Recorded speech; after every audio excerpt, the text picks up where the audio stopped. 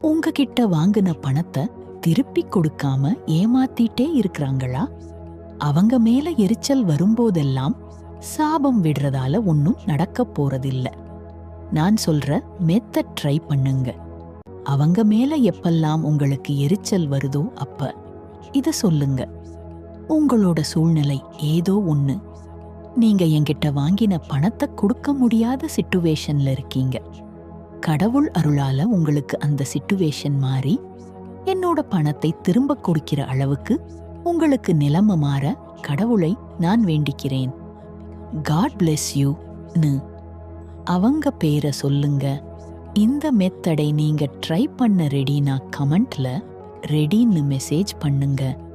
இன்னொரு வீடியோல நான் ட்ரை பண்ணி சக்சஸ் பண்ண புது மெத்தடோட உங்களை சந்திக்கிறேன்.